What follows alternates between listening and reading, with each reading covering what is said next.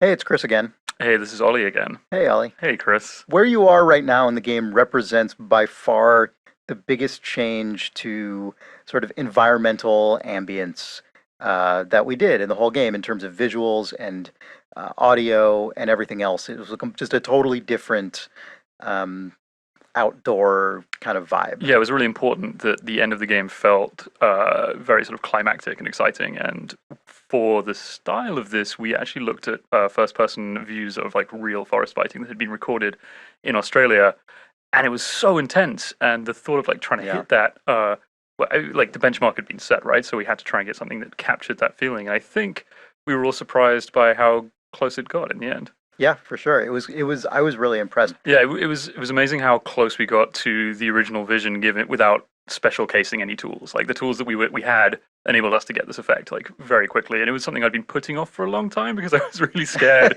of being able Yeah. to deliver something that felt, exciting. And then I remember sort of bringing everyone into the room and going, guys, I think we got it. Yeah, I think that's we awesome. did it. Yeah. On the audio system, I did have to special case a bunch of stuff, but what Mm. ended up happening was because of the needs of this day, I ended up redoing the way audio ambience worked for the whole game to be able to support dropping elements in and out, which ended up being really useful retroactively for the earlier days when I went back and changed those. So, yeah.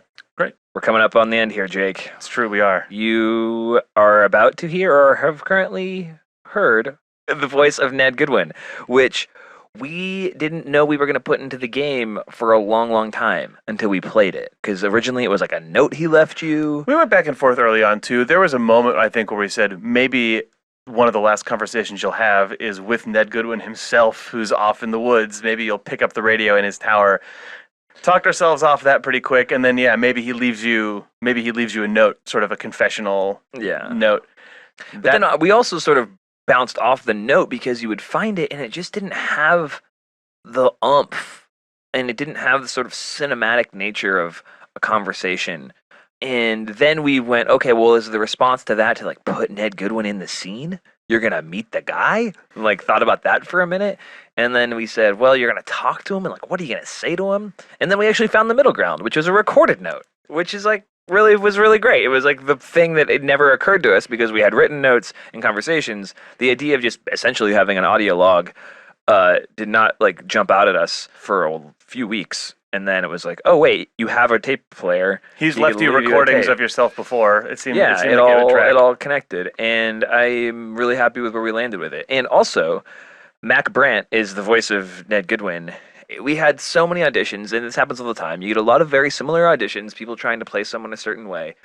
And then Mac put a little bit of a, like, kind of an East Coast accent on it, and just... I remember not being sure about it at first, but you and Chris pushed for Mac, and I'm really glad that we did. Yeah, he was just a titan. He did This such is a great job. a weird, goofy detail of just the sorts of things that you imagine in your head, but Goodwin leaving you this tape has meant that for me, my mental image of Ned Goodwin is that he has no one to talk to, but that like when he left the Shoshone, it was like with a backpack full of just tapes that he's recorded to himself, which obviously doesn't exist and the game doesn't say that, but Right. now like the existence of that tape just painted that strange character detail into my brain. Now that it's on this commentary is definitely Purely canon. Canon. It is Nels once again, And Jane is back. and we are here outside of Goodwin's Bunker is what we ended up calling it. This is kind of the weird hideaway that Goodwin has been living in for the past 4 years, which some people may initially think, how could someone do that? That's unrealistic. But actually, we mentioned this briefly earlier in the commentary as well, but there was this man named Christopher Thomas Knight, who is also known as the Maine Hermit or the Last True Hermit. And he was this dude who lived in the woods in central Maine for like over 30 years. Wow, 30? 30 years, not 4, 30. To the point where he became like a folk tale that kids in the region were like, oh, my mom said we have to be behaved or the hermit will come take us away in the night. And everyone like did think, like stuff would go disappearing from people's houses or whatever, but it like almost everybody just thought it was, local naughty teens or whatever leaning into the legend.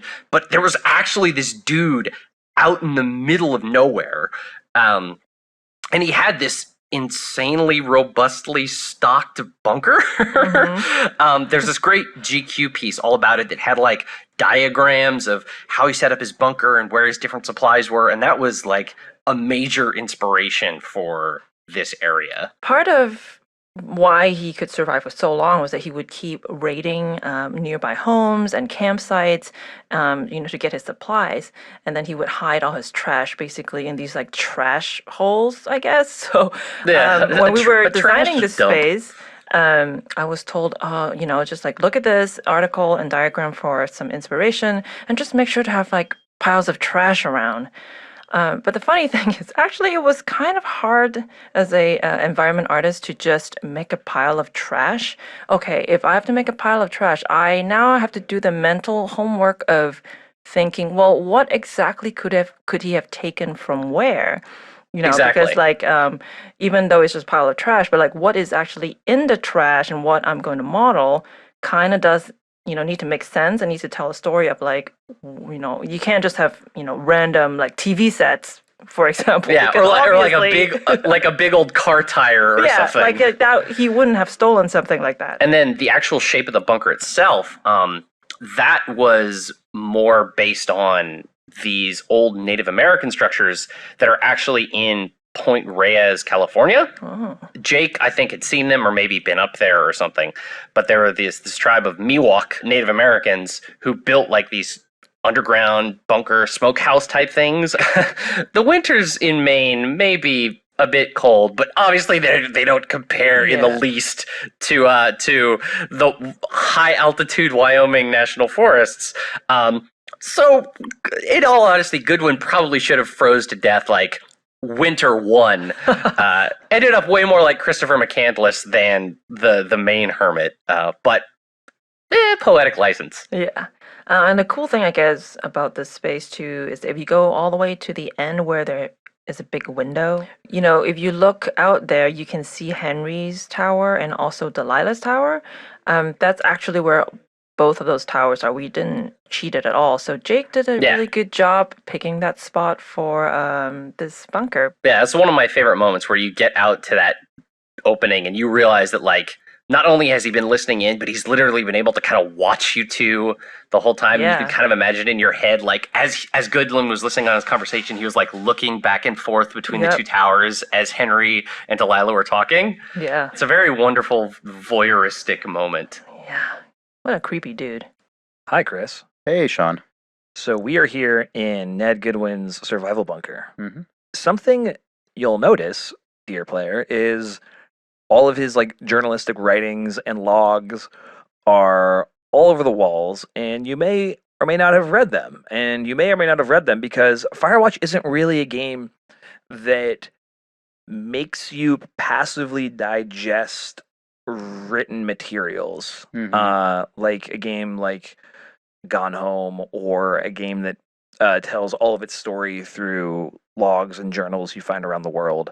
And that was kind of a design challenge, as a lot of this game was, because so much when you pick up an important note in Firewatch, Henry will sort of react, and then when you tell Delilah about it, he'll condense it down to a sentence or two about what the point of it is, and then they'll have a conversation about it. But that's not really on the table here, because the helicopter's coming and Henry and Delilah are sort of a little bit further apart.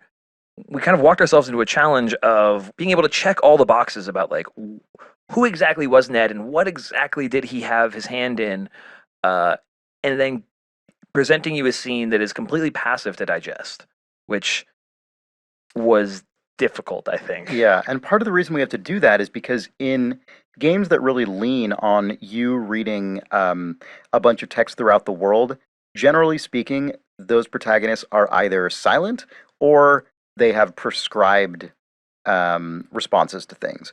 Our game is all the dialogue really is contingent on your choices, and so we can't assume you actually read all the words on the page. We basically had to make a call for each note, whether, okay, we're just going to let this player read it or not, or we're making the call that Henry explicitly read it in the fiction and he will state its contents or make explicit acknowledgement of like the useful information inside of it.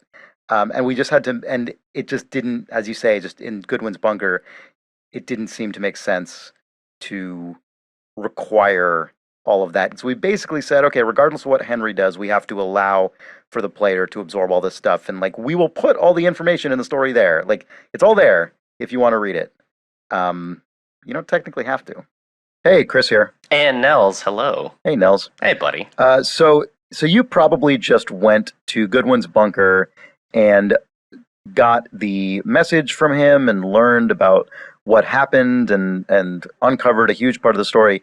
But as it turns out, you actually don't have to go there at all. Not in the least. The only thing you actually have to do to kind of keep the game going is listen to that cassette he leaves you. Right. After you snatch that cassette, there's kind of that dangling rope, but you can just never climb up that rope. Mm-hmm. You can just kind of be like, I'm going to evacuate now. Goodbye.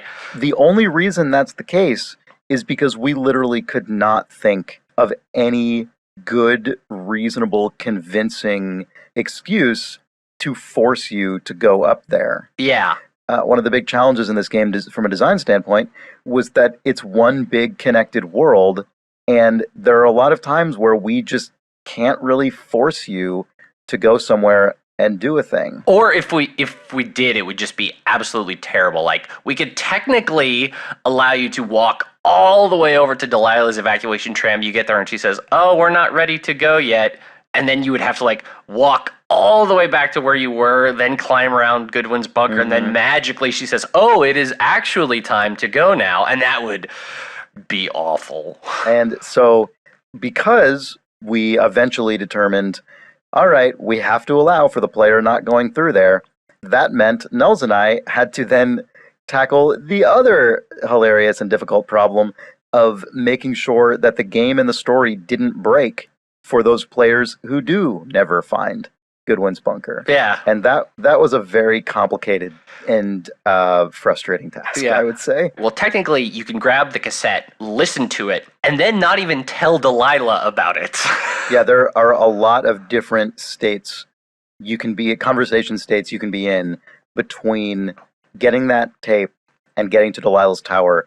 There's anywhere from only getting the bare minimum conversations because you already exhausted most of it at Goodwin's Bunker, all the way up to needing all of that stuff to be recapped on the way because you didn't actually go to the place. Yeah. And we had to make sure that all of those possible player sort of actions and combinations of actions all worked and all made for a logical game where the story actually concluded and information didn't just magically appear out of nowhere. Yeah, there were so many different permutations of it. It's like, okay, we'd finally, like hog tie one of them, and then one of us would be playing the game and be like, but wait, what if you don't do this? Then we have to be like, okay, so what do we do if you do this, but not that, but this?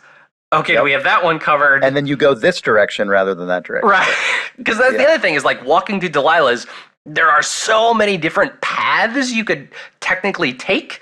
We had to like slap down just like 15 different triggers probably to just catch all the different, like went this way but then looped over that way. It was a horrible mess. Good times. Firewatch.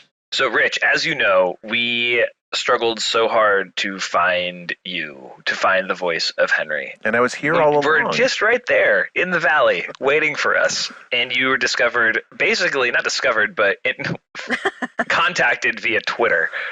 Those two things are synonymous. Yeah. It's interesting to me because I don't think I knew who Henry was until you read for the character. And then I went like, oh, of course. Did you feel like you had to bring something out of the ordinary to him or something created, or was it more of an amalgam of the words on the page and who you are as a person? I think the latter more than the former. I mean, I think that Henry and I differ chiefly in that I would probably classify him as an introvert and I would classify myself as an extrovert. And so I think pretty much flipping merely that switch did that for me. And that coupled with the words that made pretty clear what this guy was going through.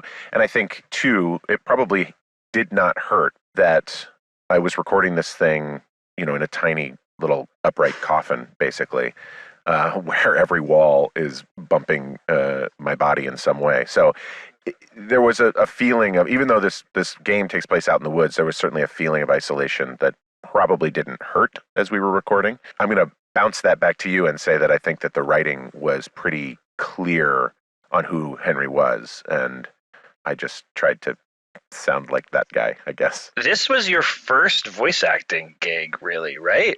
Yeah, my first video game for Yeah. sure. This came right at a time when I was trying to get into voiceover. Does the type of work that is so different than being on stage or on camera, does it fulfill you in the same way? Do you find is it tickle sort of a different pleasure sensor in your like brain, or? I wouldn't say it's exactly the same, but it's certainly a different part of my brain. But I would say it's at least as fulfilling as anything I've ever done on camera, because there's sort of a freedom in the booth that isn't there if you're on camera. There's a lot of you can't move too far that way, and you can't block your other actor's light, and there's a lot of technical stuff you have to keep in your brain that has no bearing on what you're doing here. I mean, the most technical thing I have to worry about is that I don't get so loud that it clips the sound. Otherwise, that's kind of it. So I have free, full acting available range, and that's an exciting thing, and in a lot of ways more exciting to me than on camera work. Hey, Chris. Hey, Sean. I don't know about you, but I get a lot of email and tweets about people really, really wanting Delilah to be in the tower at the end of the game. I hear about that a fair amount myself. And I am really, really happy with the performances of Henry, or Rich and Sissy, here in the canyon when she says there's a helicopter here and it's ready for me to get on it. Yeah, me too. And if you're wondering why we ended up making the creative decision we made, there's sort of two things that I know Chris and I spoke a lot about. One is Delilah is simply not the type of person to wait for anyone.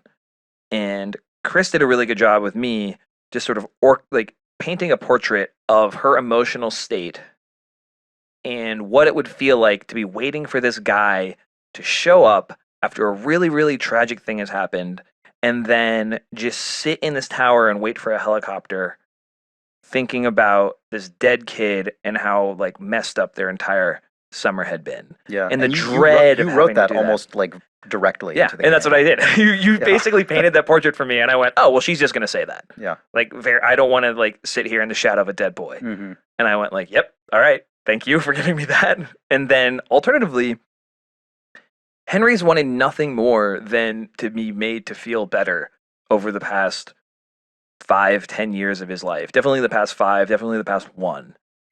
And that feeling of disappointment that you feel when you open the door and she's not there, even though you ask her to stay, and you can hear how badly Henry wants her to stay in Rich's performance, in his voice. I wanted that feeling to go into the player, that level of disappointment. And then for some players to think, man, but how disappointed would I really be if I was him? And obviously we can't make you think that stuff, but if we do, then I feel like the story has been successful in communicating this sort of the emotional payload that it set out to provide. So there you go. Yeah. Hi, it's Ollie again. And it's Jane again. So this is Delilahs Tower. Funny fact, this was one of the first things we concepted and built in the game. We always knew that the game would end with Delilahs Tower, and I think we all liked the idea of the title screen being Delilahs Tower. So that was one of the first things we did as a sort of test. But it wasn't until closer to the end of the game that we really thought about what Delilahs Tower would be like on the inside. Yeah.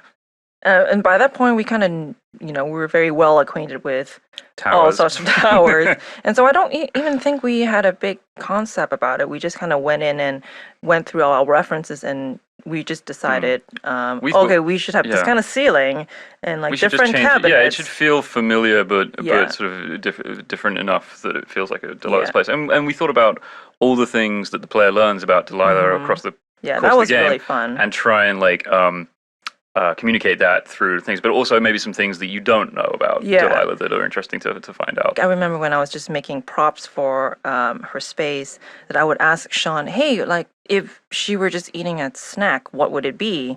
And Sean would just say, peanut butter and apples.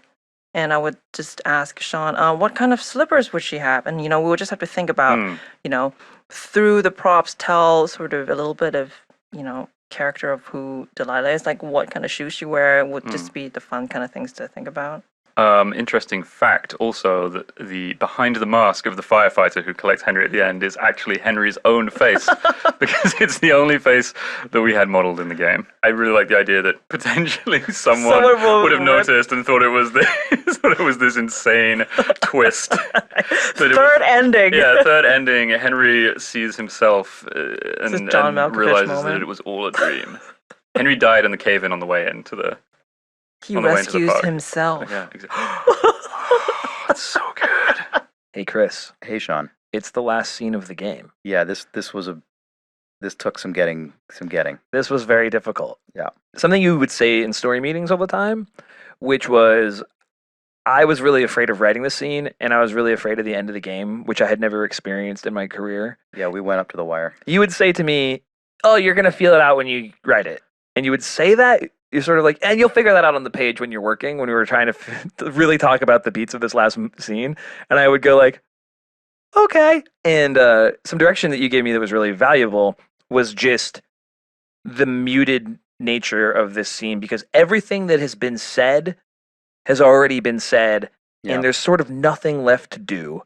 And you get to a point in your life where that is true often.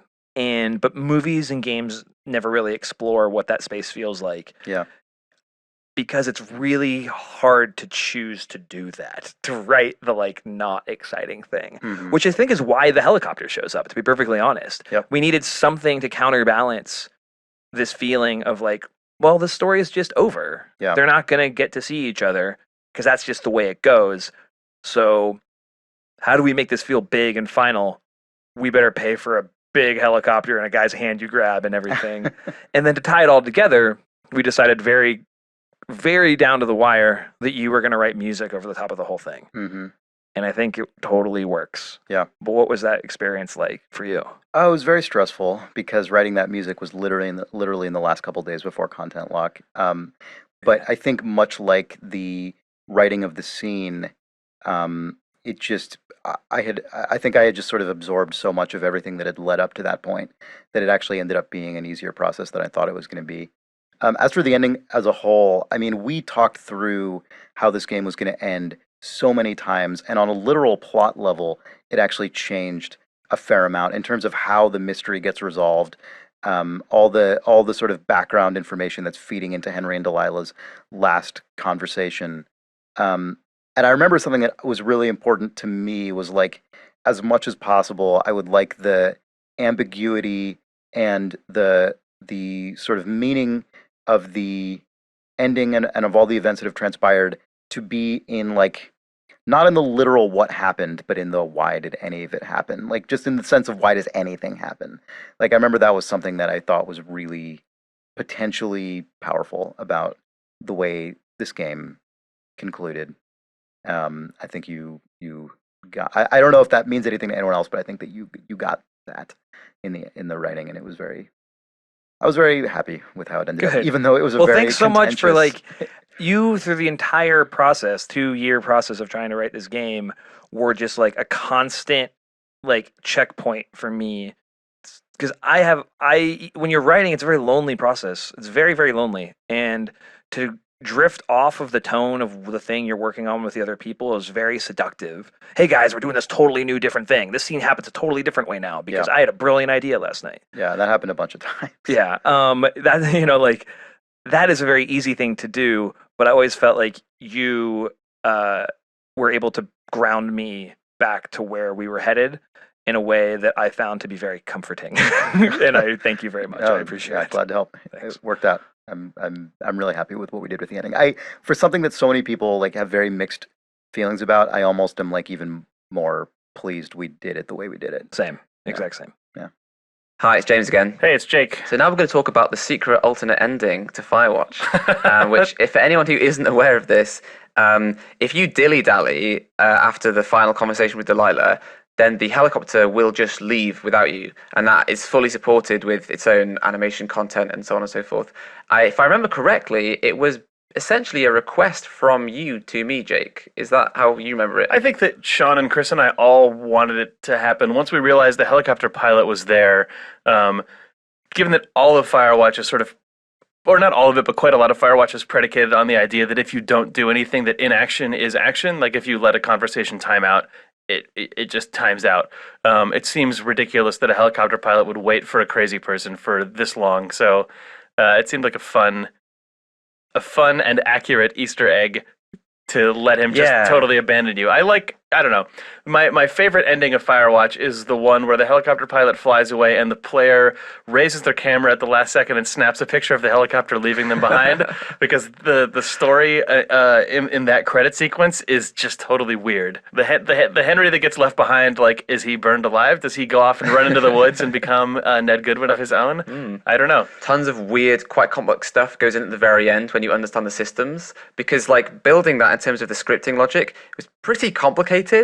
But it's like I was at my most competent at scripting events, so it just slipped in like half a day near the very, very, very end. Also, a game development trick that everyone should learn is that if it's the very last thing that happens in the game, it can be as crazy as you want, because that game is unloading itself the moment it's done. Who cares what mess that thing leaves behind? Your game is erased immediately afterwards, so just go nuts. I'm very pleased.